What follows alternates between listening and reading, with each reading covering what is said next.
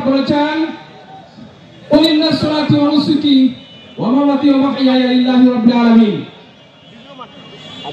আমরা কুরবানির সময় খেয়াল করেন, কুরবানির সময় আমরা এই দোয়াটা পড়ি।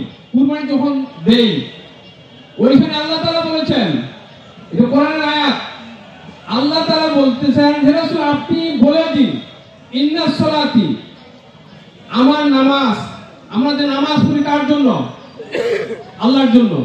দেখেন বুখারী শরীফের প্রথম যে হাদিসটা ইন্নামাল আমালু বিন্নিয়াত, নিয়তটা যদি আপনার সহি না হয়, ইখলাসটা যদি আপনার ঠিক না থাকে, অনেক ইবাদত নষ্ট হয়ে যাবে।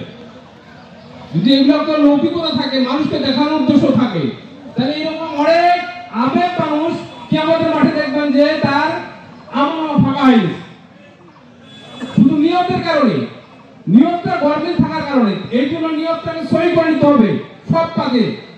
আল্লাহ তাআলা বলেছেন ইন্না সলাতি, রাসূল আপনি বলে দিন যে আমার নামাজ, অনুসুতি, আমার সবকিছু। এইখানে কুরবানি, আমার জীবন, আমার মৃত্যু, এভরিথিং যত কিছু আছে সবগুলো একমাত্র লিল্লাহি রাব্বিল আলামিন। এটা আমরা কুরবানি দোয়ার সময় কিন্তু বলি। আমার নামাজ, আমার কুরবানি, আমার জীবন, আমার মৃত্যু, সব কিছু এরপর বলা হয়েছে সব কিছু মিলে লিল্লাহি রাব্বিল আলামিন, এটা আল্লাহর জন্য উৎসর্গ করতে হবে। আপনি গরু কুরবানি দিচ্ছেন, এটা আল্লাহর সন্তুষ্টির জন্য হতে হবে। এই আমার সামনে বলেছে আল্লাহ তাআলা বলেছেন যে সব কিছু আল্লাহর জন্য। আমরা যদি নিয়তটাকে সহি করতে না পারি, আমার নামাজটাও যদি বলি যে বেকারে পড়েছি, এখন নামাজ না পড়লে মানুষ খারাপ বলবে, বেকারে পড়েছি, এই বয়স হয়েছে, সবাই বলতেছে নামাজ পড়েন, বাড়িতে অত্যাচার করতেছে, বকাবকি করতেছে, নামাজ না পড়ি। এটা কিন্তু বাড়ির লোকের অত্যাচারে মানুষকে দেখানোর জন্য। আপনার সহি নিয়ত থাকতে হবে যে আমি আল্লাহর জন্য নামাজ পড়তেছি, এটা আল্লাহর হুকুম, আমাকে নামাজ পড়তে হবে আল্লাহর জন্য। কুরবানি দিচ্ছেন, আত্মীয় স্বজন আছে, নতুন আত্মীয় স্বজন করেছেন, এখন যদি কুরবানি না দিই, ছেলে মেয়ে আছে, বড় হয়েছে, এখন মন খারাপ করবে। এটা আমাকে বলেছে যে এবার কুরবানি দিতে চাইলেন, অনেক মানে ঝামেলা করেছি, টাকা পয়সা। আমি তখন বললাম যে আপনি নিয়তটা শেষ করেন, নাহলে একটু কষ্ট হওয়া হবে আপনার।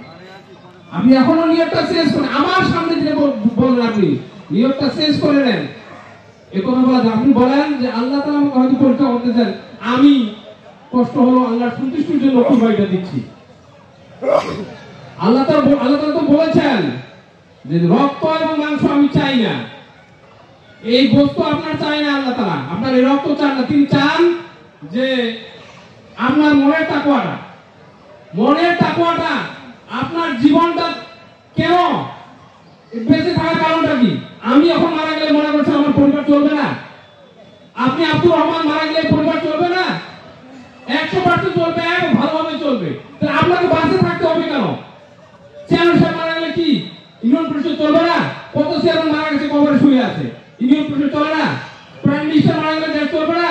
কত আপনার নেতাগুলো মারা গেছে, দেশ চলে না? আপনার বাঁচে থাকার কারণটা কি? কেন বাঁচে থাকতে চান আপনি? কার জন্য?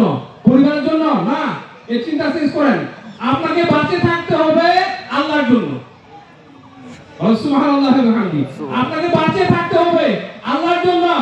আপনি মারা গেলে আপনার স্কুল চলবে, আপনি মারা গেলে আপনার সমাজ চলবে, আমি ইমাম সাহেব মারা গেলে প্রধান মসজিদ চলবে, এ 22 বার মারা গেলে মাঠ চলবে, সবাই আপন আপন স্তরে চলতে থাকবে। কিন্তু আপনার বাঁচে থাকার উদ্দেশ্য হতে হবে লিল্লাহি রাব্বিল আলামিন, আল্লাহর জন্য আমাকে বাঁচে থাকতে হবে, আল্লাহর দ্বীনের জন্য বাঁচে থাকতে হবে, আল্লাহর হুকুমটাকে প্রতিষ্ঠিত করার জন্য বাঁচে থাকতে হবে। এর জন্য একজন আসামি, মানে মৃত্যুদণ্ড প্রাপ্ত আসামি বলেছিলেন যে আমাকে বলা হয়েছে যে রাষ্ট্রপতির কাছে ক্ষমা চান, প্রাণ ভিক্ষা চান, মাফ চাইলাম, রাষ্ট্রপতি আমাকে ক্ষমা করে দিলেন। এই জেলখানা থেকে বের হয়ে যাওয়ার পথে অনেক মানুষ দেখা যায় অ্যাক্সিডেন্ট, রাস্তায় রোড অ্যাক্সিডেন্টে মারা যান। আমি এই মাফ চাই নিলাম, হওয়ার পর জেলখানা থেকে বাইরে হওয়ার পথে বাড়ি যাওয়ার পথে অ্যাক্সিডেন্ট হয়ে মারা গেলাম, কি হবে আবার বলেন তো? বাড়ি পৌঁছতে পারলাম না, তিনি বলেছেন যে আমি রাস্তায় অ্যাক্সিডেন্ট হয়ে মারা গেলাম, আমার মৃত্যুটা কি হবে? রাষ্ট্রপতির কাছে ক্ষমাতে আমি শেরেকের ভিতরে আমার জানের মালিক রাষ্ট্রপতিকে দিয়ে শেরেকের অন্তর্ভুক্ত হয়ে আমি বাড়ি যাচ্ছি। এই অবস্থায় এই হারাতে আমার মৃত্যু হলো। এই জন্য এটা নয়, আমার মৃত্যু হলো অমামাতি, মৃত্যুটাও যদি হয় জন্য হতে হবে, কারোর জন্য নয়। আল্লাহর সন্তুষ্টির জন্য আমার মৃত্যু হোক, আল্লাহর পথে আমার মৃত্যু হোক, আল্লাহর হুকুম পালন করা অবস্থা আমার মৃত্যু হোক, এই নিয়তটা শেষ করে সহি হতে হবে। এরকম প্রতিটি কাজ যাতে আমাদের আল্লাহর নিয়তের উপরে হয় এবং আল্লাহর হুকুম প্রতিষ্ঠিত করার ক্ষেত্রে আমরা করতে পারি। আল্লাহ তাআলা আমাদের সকলকে তৌফিক দান করুন।